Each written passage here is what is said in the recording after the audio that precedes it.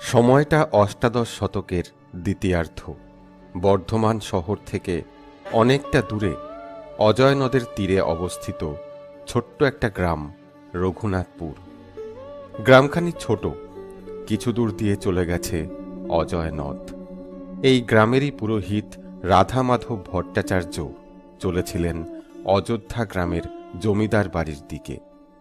তখন কালী পুজো আসন্ন। এই উপলক্ষে জমিদার বাড়িতে পুরোহিতের ডাক পড়েছে।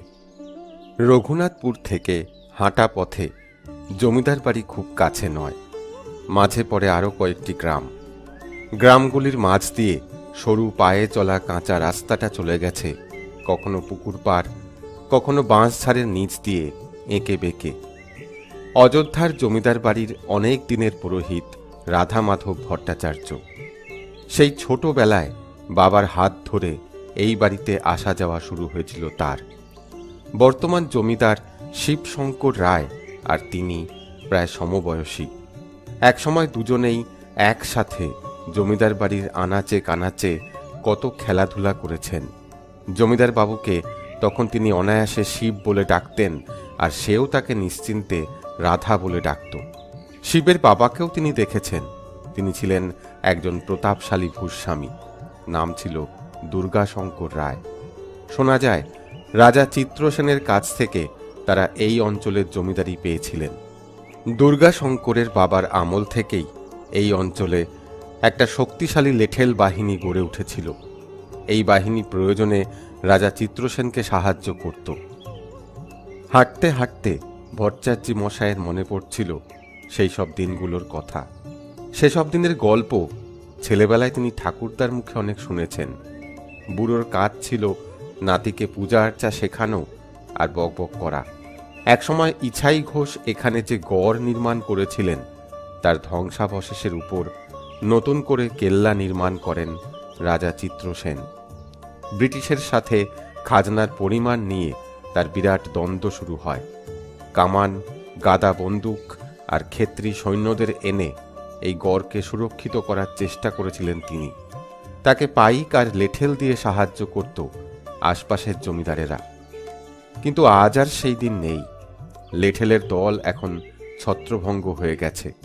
অনেকেই আলাদা আলাদা ডাকাত দল খুলে জঙ্গলে গা ঢাকা দিয়েছে। জমিদার বাড়ির সে সুদিন এখন আর নেই। অবশেষে ভট্টাচার্য মশাই পৌঁছে গেলেন জমিদার বাড়ির সদর ফটকে। একসময় এই ফটকে লোকজন, বিচার প্রার্থী, দিন দরিদ্র সবার ভিড় লেগেই থাকত। এখন ফটক ফাঁকা। শুধু বুড়ো দারোয়ান নেহাল সিং বসে বসে ঢুলছে, আর দু চারজন লোককে দেখা যাচ্ছে।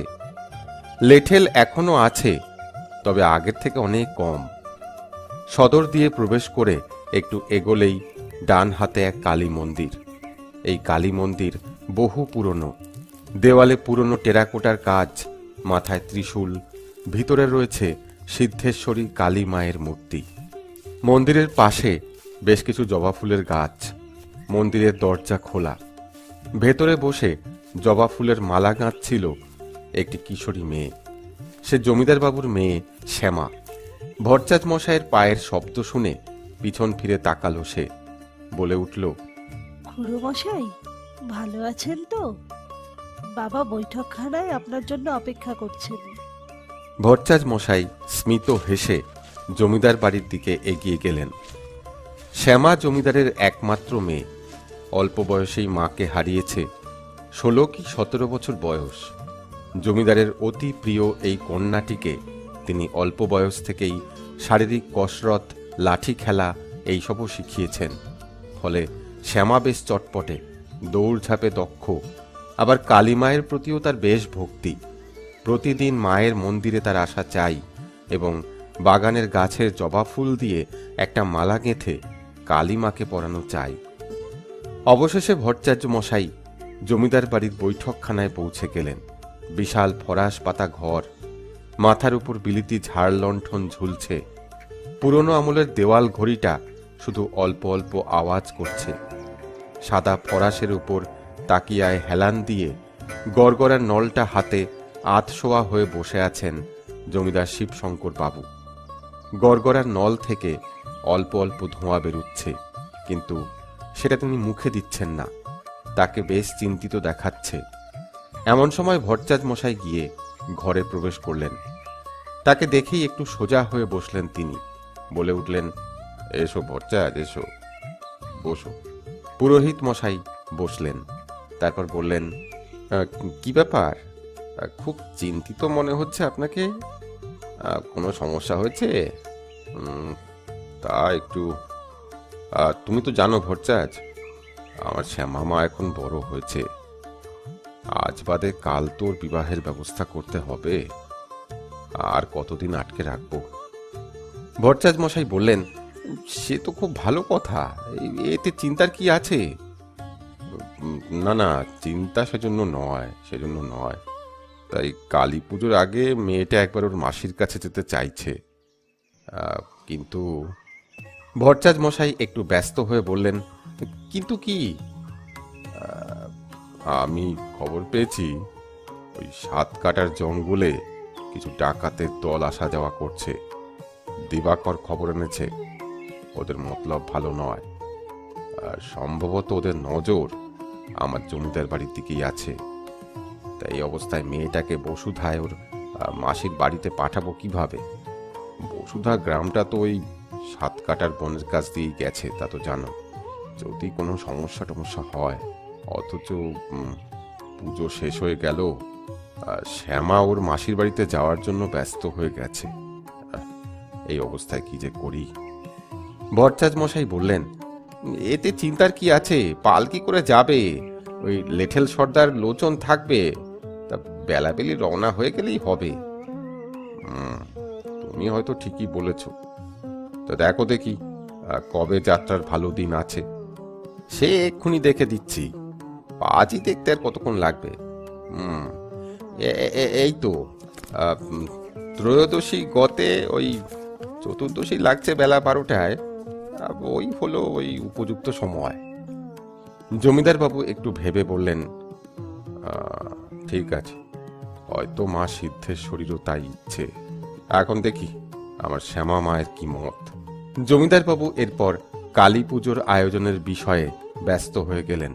সেদিন জমিদার বাড়ি থেকে ফিরতে ভট্টাচার্য মশাইয়ের অনেক দেরি হয়ে গেল। 7 কাটার জঙ্গল, দিনে মানেও ভিতরটা বেশ অন্ধকার হয়ে থাকে, রাতে তো কথাই নেই। এই জঙ্গলের গভীরে এক পোড়ো মন্দিরের সামনে জড়ো হয়েছে একদল ভয়ানক চেহারার মানুষ। তাদের হাতে রামদা, বল্লম আর লাঠি। সামনে জ্বলছে বেশ কয়েকটা মশাল। পোড়ো মন্দিরের ভিতরে এক কালী মূর্তির আবছা অবয়ব দেখা যাচ্ছে। মন্দিরের উঁচু ভিতের উপর দাঁড়িয়ে আছে বটেশ্বর, হাতে রামদা, মাথায় লাল ফেট্টি, মালকোচা মারা ধুতি, বিশাল চেহারা। সবার দিকে তাকিয়ে সে বলে উঠল, সামনে কালী মায়ের পুজো আসছে, তার আগে মায়ের পূজার জোগাড় যন্ত্র করতে হবে। অনেক দিন আমরা চুপচাপ বসে আছি, এবার হাত পা ছাড়ান দিয়ে উঠতে হবে। গজেশ্বর বলে উঠল, তাহলে কোথায় হামলা হবে সর্দার? অযোধ্যার জমিদার বাড়িতে এবার যেতে হবে। ওই জমিদার অনেক দিন আমাদের পাওনা গন্ডা মেটাচ্ছে না, এবার ওখানেই হামলা করতে হবে। গজেশ্বর আবার বলে উঠল, কিন্তু সর্দার, আর যদি হামলা না করেই আমাদের হাতে মাল করি এসে যায়, তাহলে কেমন হয়? মানে? সবাই উৎসুক চোখে গজেশ্বরের দিকে তাকালো। সবার দিকে তাকিয়ে গজেশ্বর বলল, আমি খবর পেয়েছি ওই কালী পুজোর আগেই জমিদারের মেয়ে পালকি করে ওর মাসির বাড়ি বসুধায় যাবে। সঙ্গে নিশ্চয়ই গয়নাগাটি, টাকা পয়সা আর ভালো ভালো শাড়ি তো থাকবেই। পালকি লুট করতে তো খুব সুবিধা। সবার মুখে একটা উৎফুল্ল ভাব দেখা গেল। এবার বটেশ্বর বলে উঠল, ঠিক আছে, তুই খোঁজ নে গজেশ, ওই পালকি কবে যাবে। কিন্তু একটা কথা, জমিদারের মেয়ের গায়ে যেন হাত না পড়ে। ওই অযোধ্যা গ্রামের জমিদার দুর্গা শঙ্কর রায়ের আমলে আমার দাদু ওই জমিদার বাড়িতে পাইকের কাজ করত। ওরা তো আমাদের মনিব ছিল রে। কাজ হয়ে গেলেও যাতে পালকি করেই ফিরে যেতে পারে তার ব্যবস্থা করতে হবে। আর মাল করি সব রাখা হবে জঙ্গলের ভিতরের ঘাঁটিতে। পরে সময় মতো আমি ভাগ বাটোয়ারার ব্যবস্থা করব, এর অন্যথা যেন না হয়। এবার তোরা যা সবাই। সেদিনের মতন ডাকাতদের জমায়েত ভেঙে গেল। সাতকাটার জঙ্গলের অদূরেই রয়েছে এক বহু পুরনো দেউল। এই দেউলের আশপাশে রয়েছে এক পুরনো গড় বা কেল্লার ধ্বংসাবশেষ।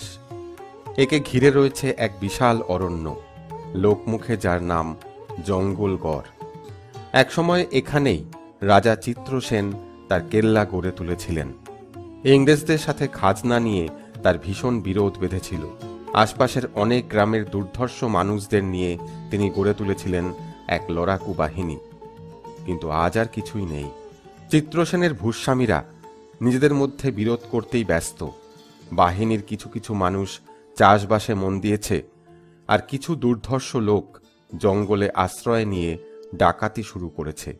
এদেরকে গোপনে মদত দিয়ে তলে তলে ডাকাতি চালিয়ে যাচ্ছে বেশ কিছু জমিদার। মাঝে পড়ে মার খাচ্ছে সাধারণ চাষিরা। তারা খাজনা দিয়েও মরছে, আবার ডাকাতদের হাতে সর্বশান্তও হচ্ছে। সাতকাটার জঙ্গলের আশেপাশে যে গ্রামগুলো আছে, সেখানকার মানুষের জীবনযাত্রা ভীষণভাবে ব্যাহত হচ্ছে এই ডাকাতদের জন্য। এই গ্রামগুলোর মধ্যে আছে ধোবারু, রাজকুসুম, সাতকাহনিয়া প্রভৃতি গ্রাম। একসময় অযোধ্যা গ্রামের জমিদার দুর্গাশঙ্কর রায়ের আমলে এইসব গ্রামের অধিকাংশ ডাকাবুকো মানুষেরা লেঠেল বা পাইকের কাজ করত। কিন্তু এখন তাদের অনেকের কাজ চলে যাওয়ায় তাদের বেশিরভাগ মানুষ ডাকাতিতেই যুক্ত হয়ে পড়েছে। তাদের বসবাস এখন এই জঙ্গলের মধ্যেই। আর এই জঙ্গল গড়ের ভাঙা গড়ের থেকে কিছুটা দূরে বহুকাল ধরেই এক সন্ন্যাসী তার নিজের হাতে গড়া আশ্রমটিতে বাস করতেন।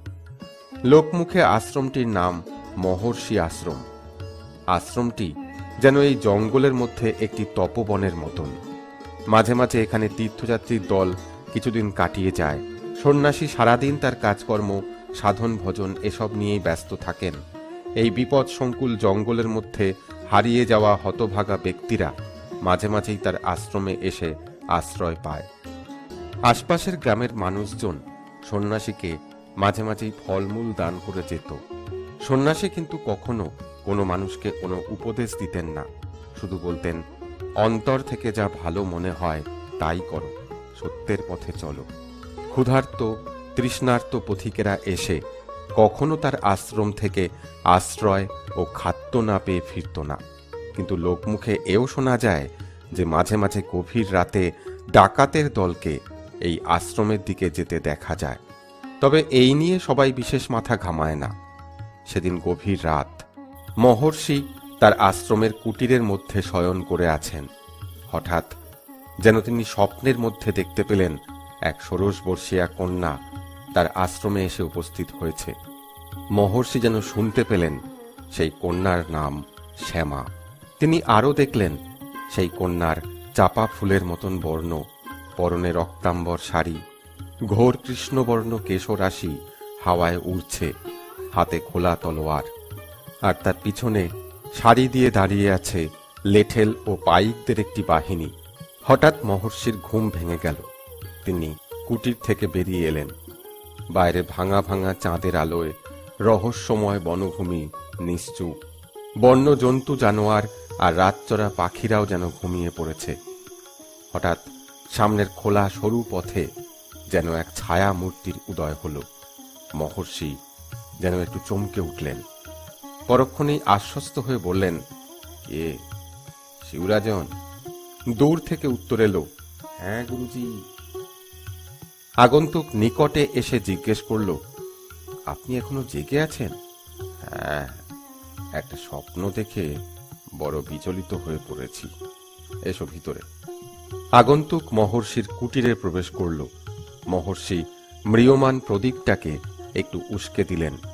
সম্মুখে মাটির উপরে রাখা একখানি মৃগচর্মের আসন দেখিয়ে মহর্ষি বললেন, উপবেশন করো। নিজেও আরেকখানি আসনে বসলেন। তারপর শিবরাজন বলে উঠল, গুরুজি, আপনি কি স্বপ্ন দেখে এত বিচলিত হলেন? সে এক অসম্ভব স্বপ্ন। এক কিশোরী কন্যা, হাতে খোলা তলোয়ার, পরনে রক্তবর্ণ বেশ, এলো চুল। হঠাৎ তার আগমন ঘটল। ওর নাম শ্যামা। আমার বিশ্বাস ওই পারবে আমাদের স্বপ্নকে সফল করতে, ওই পারবে এই জঙ্গলগড়ের সব যোদ্ধাদের একত্রিত করে এক শক্তিশালী বাহিনী তৈরি করে ওই লাল মুখো সাহেবদের সাথে লড়াই করতে। কিন্তু এ কি আমার শুধুই স্বপ্ন নাকি? যাকে তোমার কথা বলো শিবরাজন, এখনই তোমাকে কেন আসতে হলো? শিবরাজন বলে উঠল, আপনি তো জানেন গুরুজি, রাজা চিত্রসেনের সময় আমার পূর্বপুরুষরা রাজস্থান থেকে এসেছিলেন তার বাহিনীতে কাজ করতে। এখন সে বাহিনী ভেঙে গেছে, বেশিরভাগ লোক ডাকাতির সাথে যুক্ত। এই সুযোগে এই এলাকায় মাথা গলিয়েছে ইংরেজ। আমি খবর পেয়েছি এই এলাকার জমি জরিপ করার কাজ শীঘ্রই শুরু হবে। তারপর এই জঙ্গল জমিদারদের হাতে বিলি বন্দোবস্ত করা হবে নতুন করে। তাহলে এই অরণ্য আর থাকবে না গুরুজি।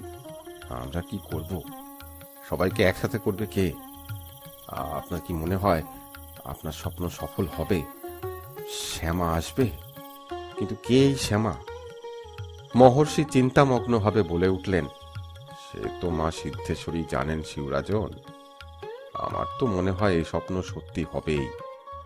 এখন আমাদের অপেক্ষা করতেই হবে। তখন প্রায় ভোর হয়ে এসেছে। মহর্ষিকে প্রণাম করে শিবরাজন বিদায় নিল। কালী পূজার দু একদিন আগে অযোধ্যার জমিদার বাড়িতে বেশ সাজো সাজো রব পড়ে গেছে।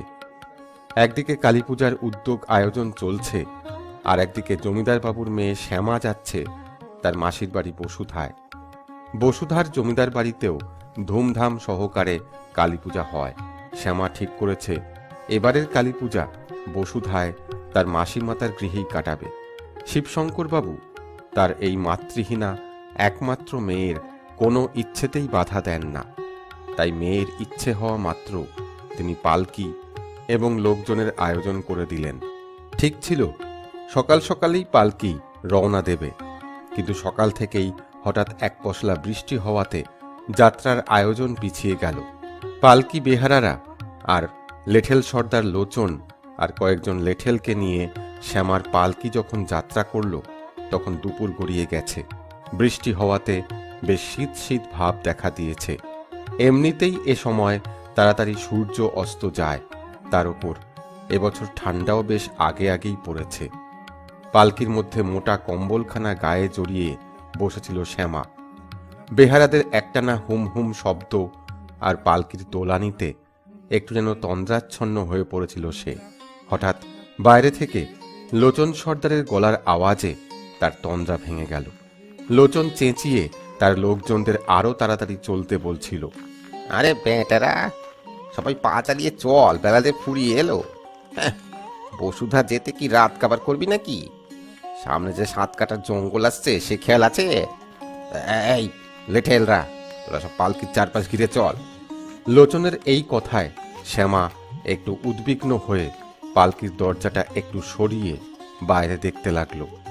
আশেপাশে তখন ছায়া গাঢ় হয়ে এসেছে। ঝোপঝাড় থেকে ভেসে আসছে ঝিঝি পোকার ডাক। বৃষ্টি হয়ে যাওয়ায় ব্যাঙের ডাকও শোনা যাচ্ছে। তার মধ্যে পালকি বাহকদের দ্রুত পদক্ষেপ শুনতে পাওয়া যাচ্ছে। সামনেই রাস্তাটা একটু বাঁক নিয়েছে, সেখানটা যেন একটু বেশি সংকীর্ণ আর অন্ধকার। সেখানে পালকি পৌঁছতেই ঝোপঝাড়ের আড়াল থেকে একটা হেরে গলার শব্দ ভেসে এলো। পালকি রোক!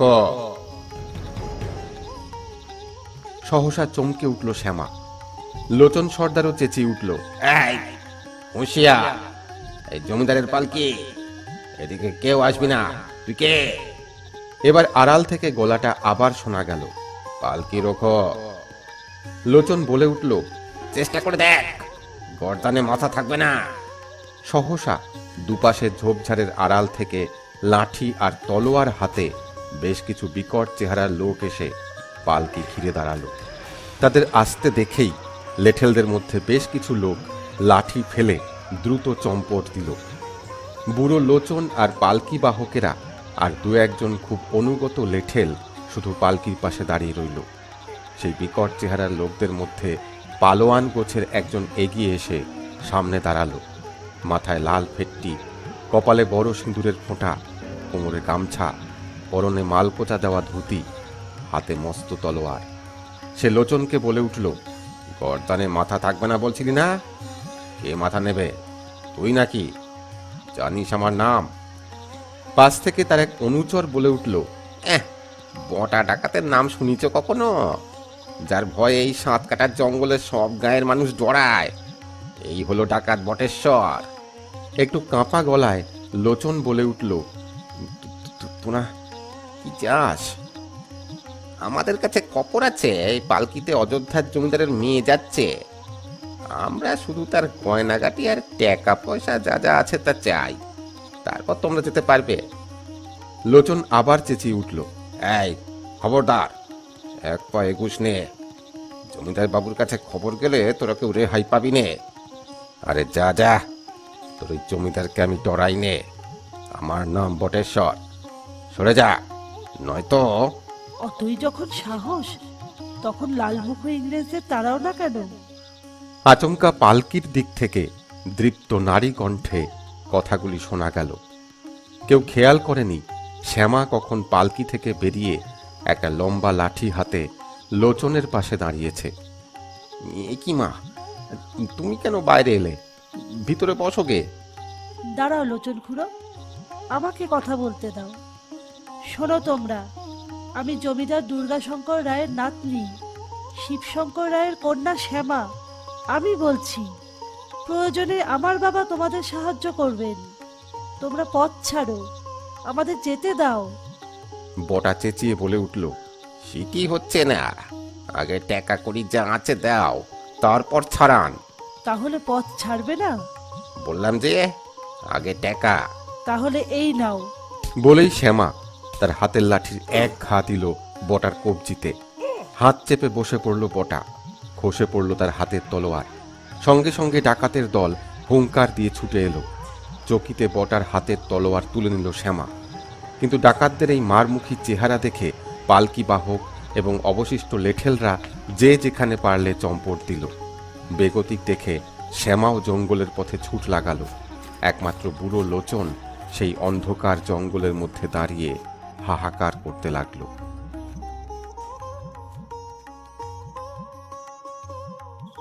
বসুধা গ্রামে যাবার রাস্তার দিকেই ছুটছিল শ্যামা, কিন্তু অন্ধকারে সে দিক ঠিক রাখতে পারছিল না। হাতের তলোয়ার সে হাতছাড়া করেনি। কোন দিকে যে যাচ্ছে অন্ধকারে বুঝতে না পেরে সোজা বরাবর চলতে লাগলো। একটু পরেই কিছুটা জায়গায় যেন জঙ্গল একটু হালকা হয়ে এলো। শ্যামা অবাক হয়ে দেখল সামনে একটা গাছপালা ঘেরা তপবনের মতন জায়গা, যেখান থেকে সামান্য আলো দেখা যাচ্ছে। সেদিকেই এগিয়ে চলল শ্যামা। কিছুটা এগিয়েই সে বুঝতে পারল এটা একটা আশ্রম। জঙ্গলের ভিতরে আশ্রম আছে এমন কথা সে দু একবার লোক মুখে শুনেছিল বটে, কিন্তু কোথায় যে সে আশ্রম তা সে জানত না। এই কি সেই আশ্রম? সে পায়ে পায়ে এগিয়ে চলল। প্রতিদিনের মতন আজও সন্ধ্যান্নিকে বসেছিলেন মহর্ষি। আশ্রমে গোটাকতক দ্বীপ জ্বলছিল। এমন সময় সামনের দ্বারের দিকে কারো লঘু পদশব্দে তিনি চোখ মেলে তাকালেন। তাকিয়ে তিনি যেন নিজের চোখকে বিশ্বাস করতে পারছিলেন না। রক্তবর্ণের বস্ত্র পরিহিতা, খোলা চুল, হাতে খোলা তলোয়ার নিয়ে তার সামনে দাঁড়িয়ে কে? শ্যামা! তুই কি শ্যামা? শ্যামা নিজেও অবাক। আপনি আমার নাম জানলেন কি করে? ওরে, আমি যে কবে থেকে তোর পথ চেয়ে বসে আছি। আয় আয়, ভিতরে আয়। ওরে, তোরা সব আলো জ্বাল, কেউ দৌড়ে যা, শিবরাজনকে খবর দে, তাকে আসতে বল, আর ওদের সবাইকে আসতে বল। বলবি আমি সবাইকে ডেকেছি। আয় মা, আয়, এইখানে এই আসনে তুই বস। সব বলছি, তোর তলোয়ারটা এখানে রাখ। ওটার এখন আর দরকার হবে না মা। ও তলোয়ার দেখেই বুঝেছি কি হয়েছে, আর বলতে হবে না। কিছুক্ষণের মধ্যেই মহর্ষি আর শ্যামা যেন দাদু আর নাতনি হয়ে গেল। মহর্ষি বলে চললেন, আমার আশ্রমের পিছনেই আছে জঙ্গলগড়। রাজা চিত্রসেনের রাজত্ব ছিল। ইংরেজদের সাথে লড়াই করার জন্য তার বিরাট বাহিনী ছিল। তারপর সব ধ্বংস হয়ে গেছে।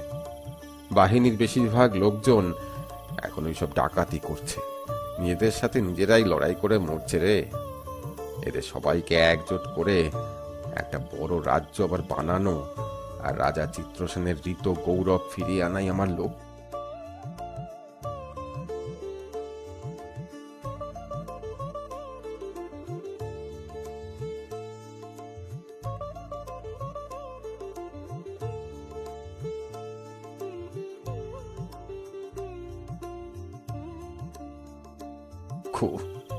কিন্তু আমার সে বয়স আর নেই।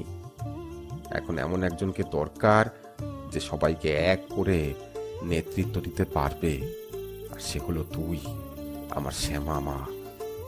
আমি যে স্বপ্নে দেখলাম মা, আমি যে তোকে স্বপ্নে দেখলাম, আমার স্বপ্ন ব্যর্থ হতে পারে না। কিন্তু এখন আর দেরি করা যাবে না। তোর বাড়িতে সবাই উদ্বিগ্ন হয়ে পড়েছে নিশ্চয়ই। তোকে বাড়িতে পাঠানোর ব্যবস্থা করতে হবে। আর তার আগে ওই তো সবাই এসে গেছে। শ্যামা অবাক হয়ে দেখল সেই বটেশ্বরের দল এসে গেছে পিছনে পিছনে, আর সঙ্গে আরো অনেক ডাকাত দলের লোক। বটেশ্বর চেঁচিয়ে উঠল, ওই যে সে, এবার আর ছাড়ব না। কিন্তু মহর্ষি তাকে থামিয়ে দিলেন। বটা, কথা শোন আমার। এই হলো শ্যামা, আমি একেই স্বপ্নে দেখেছি। একে সবাই মা বলে জানবে, এর অন্যথা যেন না হয়। আর বটা, তোমার হাত থেকে যে তলোয়ার কেড়ে নিতে পারে তাকে যে সে মনে করো না। এখন থেকে এই জঙ্গলগড়ের রানী হলো শ্যামা। বলো, শ্যামা মায়ের জয়, জয় শ্যামা মায়ের জয়। আর শ্যামা মা, বটার অস্ত্রকে ফেরত দাও। এবার তোমরা আমার মাকে নির্বিঘ্নে পালকিতে করে বসুধায় পৌঁছে দেবার ব্যবস্থা করো। যথাজ্ঞা গুরুজি। কিন্তু আমাদের মা আবার ফিরে আসবেন তো? বটার এই কথায় মহর্ষি কিছুমাত্র বিচলিত হলেন না। স্মিত হেসে বললেন, সেটা আমাদের মায়ের উপরেই ছেড়ে দাও বটা। মা কি তার সন্তানদের ছেড়ে দূরে থাকতে পারে? মাকে তো আসতেই হবে। এখন যাও, আর দেরি করো না। মা, আমার লোক তোমার সাথে দেখা করবে। মা, যখন তোমার মন স্থির হবে এখানে আসতে, আমাদের জানিও, ব্যবস্থা করব। দেখতে দেখতে পালকি এসে গেল। মহর্ষিকে প্রণাম করে পালকিতে বসল শ্যামা। ডাকাতদের মধ্যে কয়েকজন পালকি বয়ে নিয়ে চলল। জঙ্গল থেকে কিছু দূরে মুচিপাড়া গ্রাম থেকে কয়েকজন সত্যিকারের পালকি বাহক জোগাড় করে তাদের শ্যামার পালকিতে জুড়ে দিয়ে বটেশ্বর শ্যামাকে হাত জোর করে প্রণাম করে বলল, মাগো, অপরাধ নিও নে, না বুঝে হয়তো অনেক কটু কথা বলে ফেলেছি। আবার এসো মা, আবার এসো। শ্যামার পালকি বসুধা গ্রামের দিকে এগিয়ে চলল। বসুধায় যখন পালকি গিয়ে পৌঁছল, তখন বেশ রাত হয়েছে। জমিদার বাড়িতে সবাই বেশ উদ্বিগ্ন হয়ে পড়েছেন। অনেক আলো জ্বলছে। বারান্দায় মাসি মাতা আর জমিদার বাবু পায়চারি করছেন। পালকি গিয়ে প্রবেশ করতেই তারা ছুটে এলেন। শ্যামার ডাকাতের হাতে ধরা পড়ার কথা ততক্ষণে চারিদিকে ছড়িয়ে পড়েছে। তারপর বেশ রাত হয়েছে। সবাই ঘুমিয়ে পড়লেও শ্যামার চোখে ঘুম নেই। বাইরে ঘোর কৃষ্ণপক্ষ চলছে। আগামীকাল অমাবস্যা, কালী পুজো। বসুধার জমিদার বাড়ির কালী পুজো বেশ বিখ্যাত। দূর দূর থেকে মানুষ আসে এই কালী পুজো দেখতে। সারা রাত লোক সমাগম হয়, ছাগ বলিও হয় অনেক। অন্য সময় হলে শ্যামা হয়তো এসব নিয়েই ভাবত, কিন্তু আজ সে ভাবছে তার নতুন দায়িত্বের কথা। যে জীবনে একবার প্রবেশ করলে আর ফেরা যাবে না স্বাভাবিক ঘর কন্যার জীবনে। হয়তো তার পিতা আর তাকে পছন্দ করবেন না, কিন্তু সাধারণভাবে ঘর সংসার করে আর 5টা নারীর মতন বেঁচে থাকতে চায় না শ্যামা। এক সময়কার দোর্দণ্ড প্রতাপশালী জমিদার দুর্গা শঙ্করের পৌত্রী সে। তার রক্তে আছে লড়াই। এক সময় এই জঙ্গল গড়ে তারাই রাজ করেছে। কটা লাল মুখ সাহেব এসে এই জঙ্গল ছিনিয়ে নেবে, আর সে চুপ করে বসে বসে দেখবে? না না, তা হতে পারে না। তাকে সেই গৌরব ফিরিয়ে আনতেই হবে। উত্তেজনায় সে শয্যা ত্যাগ করে উঠে পড়ল। গবাক্ষের বাইরে অন্ধকার রাত্রি। ভেসে আসছে পেঁচার ডাক। অনেক দূরের গ্রাম থেকে কুকুরের ডাক শোনা যাচ্ছিল। কালী পুজোর 2-3 দিন পরে শ্যামা বাড়িতে রওনা হলো। এই সময়টায় তার মনে একটা দোদুল্যমান অবস্থা চলেছে, কিন্তু এখন তার মন শান্ত, স্থির। বসুধার জমিদার বাড়ির পালকি তাকে বাড়িতে পৌঁছে দিতে যাচ্ছে। এবার বেশ সকাল সকাল রওনা দিয়েছে শ্যামা। আবার সেই দুপাশে গাছপালায় ঘেরা পথ, পাখি ডাকছে। কিছু দূর এসে দেখা গেল ডান দিকে একটা সরু পথ এঁকে বেঁকে চলে গেছে। পালকি বাহকদের একজনকে জিজ্ঞেস করলো শ্যামা, ও পথটা কোথায় গেছে? ওই ভিতরে আছে সন্ন্যাসীর আশ্রম, ওদিকেই গেছে। ওদিকে আমরা কেউ যাইনি, জমিদার বাবু নিষেধ আছে কিনা। শ্যামা বুঝতে পারল এ পথেই মহর্ষির আশ্রম। সেদিন সন্ধ্যাবেলায় সে ভুল করে ওদিকেই চলে গিয়েছিল। সে পথটাকে ভালো করে দেখে রাখল। পথটার গোড়ায় একটা বড় নিম গাছ আছে। বাড়িতে ফিরতেই শিবশঙ্কর বাবু একরকম ছুটে এলেন। মা, তুই ভালো আছিস তো? লোচনের মুখে শুনলাম ডাকাতেরা হামলা করেছিল, তারপর কি হলো? ক্রমে তিনি শ্যামার মুখে সব কথা শুনলেন, কিন্তু সব শেষে তার মুখ কিছুটা কঠিন হয়ে এলো। অবশেষে বললেন, তাহলে তুমি চাইছো সেই সন্ন্যাসীর সাথে আবার দেখা করতে? আমি জানি ওনার সাথে ডাকাতদের যোগাযোগ আছে। তাহলে তুমি ডাকাতদের সর্দারনি হতে চাও?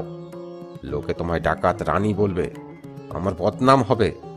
শ্যামা কঠোরভাবে বলল, বাবা, এইসব জায়গায় ইংরেজরা নতুন করে বিলি বন্দোবস্ত করতে আসছে।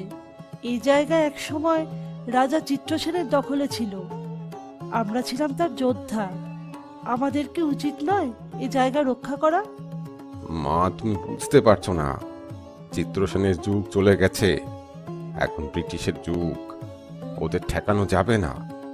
কেন যাবে না? সবাই মিলে চেষ্টা করলেই হবে। এরপরে এই জঙ্গল গড়া থাকবে না, সাধারণ মানুষের উপর অত্যাচারের মাত্রা বাড়তেই থাকবে।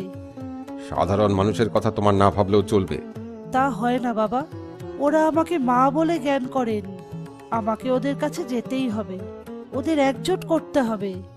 বেশ, তবে শুনে রাখো, যে মুহূর্তে তুমি এই বাড়ি ছেড়ে যাবে, সেই মুহূর্ত থেকে তুমি ত্যায্য পুত্রী হবে। আমি জানবো আমার মেয়ে নেই। বাবা, আর হ্যাঁ, তোমার যা প্রয়োজন তুমি নিয়ে যেতে পারো, কিন্তু এরপরে এই বাড়িতে আর তুমি প্রবেশ করবে না। শিবশঙ্কর বাবু আর কোনো কথা না বলে কাছারি বাড়ির দিকে চলে গেলেন। শ্যামা নিজের ঘরে গিয়ে মায়ের একখানি বড় তৈলচিত্রের সামনে বসে ফুঁপিয়ে কাঁদতে লাগলো। খুব অল্প বয়সে সে মাকে হারিয়েছে। বাবাই তার জীবনের সবকিছু ছিল, কিন্তু জীবন এবার তাকে এক অদ্ভুত পরীক্ষার সামনে দাঁড় করিয়ে দিয়েছে। সে কোন দিকে যাবে? সারাটা দুপুর সে মায়ের ছবির সামনেই বসে রইল। দেখতে দেখতে বিকেল গড়িয়ে সন্ধ্যা হয়ে গেল। বাড়ির চাকর এসে বাতি জ্বালিয়ে দিয়ে গেল। ক্রমে সারা রাত কেটে গেল।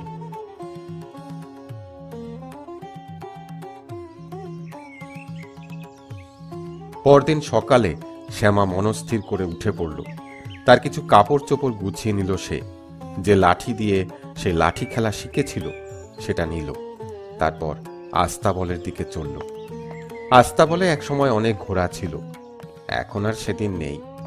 এখন শুধু দুটি মাত্র ঘোড়া আছে, একটি বড় কালো ঘোড়া আর একটা একটু ছোট সাদা রঙের ঘোড়া। কালো ঘোড়াটা ব্যবহার করেন শিবশঙ্কর বাবু, আর সাদাটা ব্যবহার করে শ্যামা। ছোট থেকেই শিবশঙ্কর বাবু মেয়েকে লাঠি খেলা, ঘোড়ায় চড়া সব শিখিয়েছিলেন। সাদা ঘোড়ার লাগাম ধরে ধীরে ধীরে দেউরির দিকে এগোলো শ্যামা। হঠাৎ দেখল সামনেই শিবশঙ্কর বাবু দাঁড়িয়ে। বাবার চোখে জল, শ্যামার চোখেও জল এসে গেল।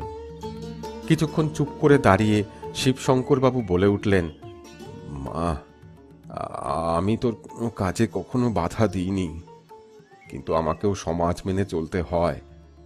আমি কাল যা বলেছিলাম আজও তাই বলছি। এই বাড়ির সদর পেরিয়ে যদি তুমি চলে যাও, তাহলে আর কোনোদিন ফিরে এসো না। যা করবে বুঝে করবে। যে পথ তুমি বেছে নিয়েছ তার শেষটা কিন্তু তোমার পক্ষে ভালো হবে না। শ্যামা জল ভরা চোখে দূর থেকেই বাবাকে প্রণাম করে ঘোড়ায় উঠে বসল। তারপর আর কোনো দিকে না তাকিয়ে সামনের দিকে ঘোড়া ছুটিয়ে দিল। শিবশঙ্কর বাবু হঠাৎ ডুকরে কেঁদে উঠলেন। অনেক দিনের পুরনো চাকর রামু এসে তাকে ধরে ফেলল।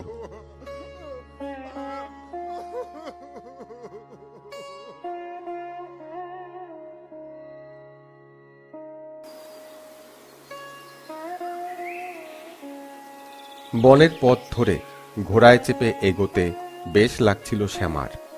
জঙ্গলের পরিবেশ তার মনকে কিছুটা হালকাও করছিল। বাতাসে শীতের আমেজ, বনের পাখির ডাক, আশপাশ থেকে নুয়ে পড়া গাছপালায় শিশিরের অল্প অল্প জল, সব মিলিয়ে সকালটা শ্যামার বেশ ভালোই লাগছিল। কিন্তু মাঝে মাঝে বাবার জন্য মনটাও বেশ খারাপ লাগছিল শ্যামার। একটু পরেই সেই নিম গাছটা এসে গেল। বাঁদিকে সরু পথটা ধরে ঘোড়া চালিয়ে দিল শ্যামা।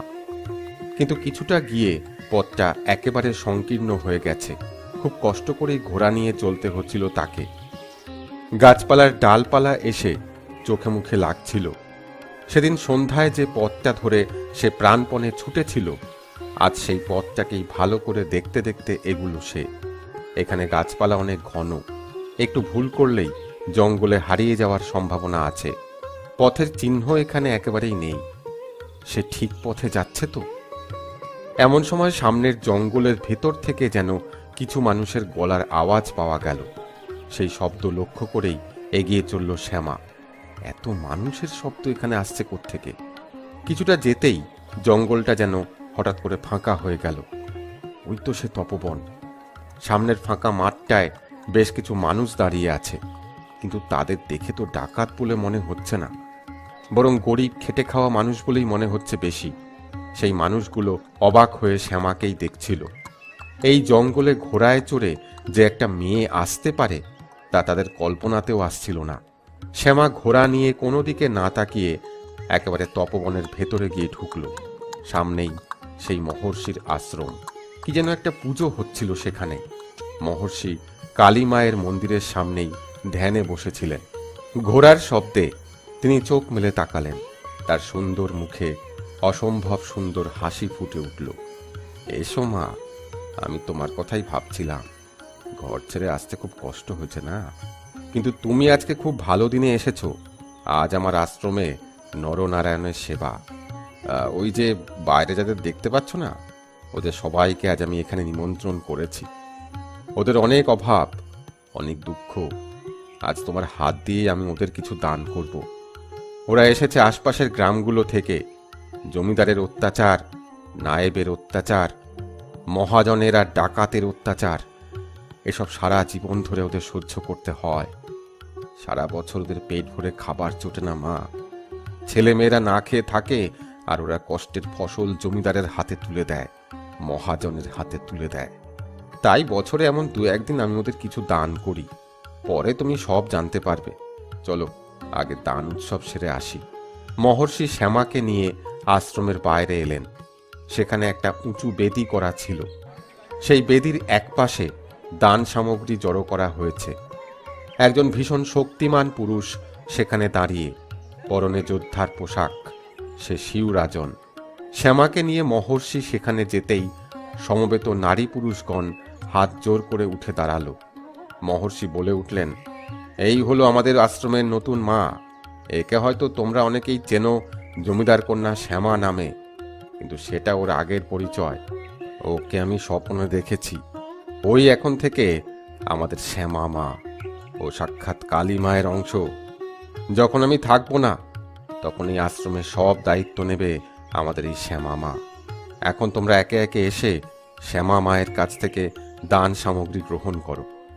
সমবেত মানুষ একে একে এগিয়ে আসতে লাগলো। শিবরাজন এক এক করে দান সামগ্রী শ্যামার হাতে তুলে দিচ্ছিল। সামগ্রীর মধ্যে আছে ধুতি, শাড়ি, কম্বল আর কিছু চাল ডাল। সবাই দান সামগ্রী নিয়ে শ্যামাকে আর সন্ন্যাসীকে প্রণাম করে একে একে চলে গেল। কিন্তু শ্যামার মুখে যেন একটা জিজ্ঞাসা ফুটে উঠেছে। সেটা লক্ষ্য করেই সন্ন্যাসী বললেন, মা, তুমি হয়তো ভাবছো যে মানুষগুলোকে ভিক্ষা দেওয়া হলো, কিন্তু আসলে তা নয় মা। আমি ওদের জিনিসই ওদেরকে ফিরিয়ে দিয়েছি মাত্র। যেসব জমিদার মহাজন ওইসব মানুষের অর্থ লুট করে, আমরা তাদের কাছ থেকেই লুট করে এনে এই সামগ্রীগুলো ওই মানুষদের হাতে তুলে দিলাম। এখন এসো মা, তোমার থাকার জায়গা দেখিয়ে দিই। কিছুদিন তোমাকে এখানে থাকতে হবে, তারপর অন্যত্র ব্যবস্থা। আশ্রমে প্রবেশ করে সন্ন্যাসী একজন মহিলাকে ডাকলেন, রাখালের মা, এই আমাদের শ্যামা মা। আজ থেকে এর দায়িত্ব তোমার। দেখো, এর যেন কোনো অসুবিধা না হয়। আর শ্যামা, তুমি এখন বিশ্রাম করো। আজ সন্ধ্যায় রাধা মাধবের আরাধনার পরে আমি তোমাকে বাকিদের সাথে পরিচয় করিয়ে দেব। যাও, বিশ্রাম করো। রাখালের মায়ের সাথে শ্যামা এগিয়ে গেল।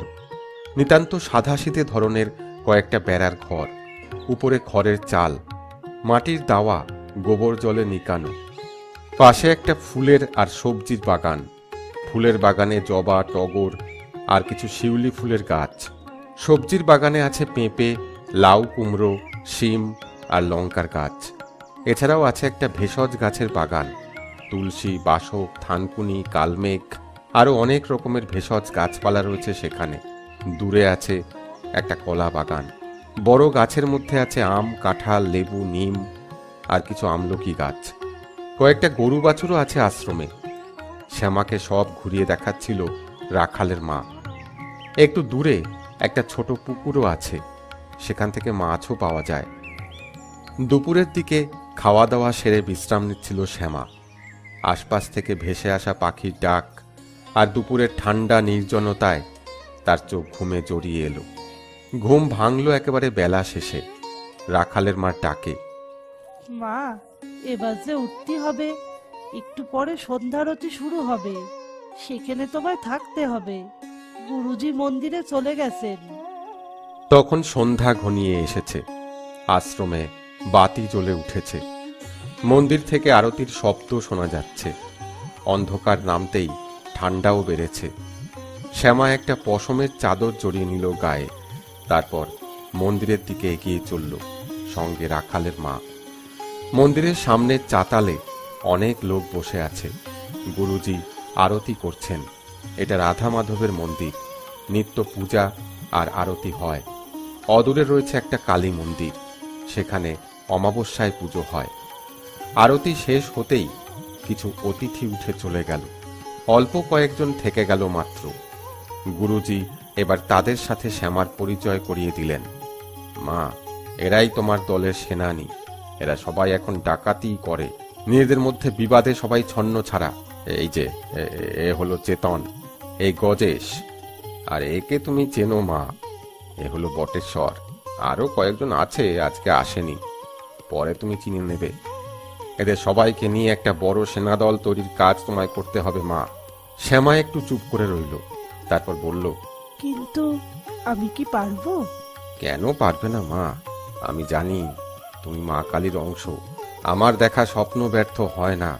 আসলে তোমার নিজের উপরে এখনো বিশ্বাস জন্মায়নি মা। যখন জন্মাবে তখন বুঝবে আত্মবিশ্বাসী মানুষ কি না করতে পারে। তবে তার আগে তোমার শিক্ষা চাই, আধ্যাত্মিক আর শারীরিক দুটোই। কাল থেকে শুরু হবে তোমার প্রশিক্ষণ। যখন তুমি তৈরি হয়ে যাবে তখন তোমাকে আর এখানে থাকতে হবে না। তখন তুমি চলে যাবে জঙ্গলগড়ের পুরনো কেল্লায়। হ্যাঁ, চিত্রসেনের কেল্লায়। অতি গোপন এক পথ সেখানে গেছে, সাধারণের পক্ষে দূরধিগম্য। তুমিই হবে সেই জঙ্গলগড়ের রানী। শ্যামার মুখ উজ্জ্বল হয়ে উঠল। উপস্থিত সকলে তাকে অভিবাদন জানালো। তারপর একে একে বিদায় নিল। তখন রাত নেমে এসেছে।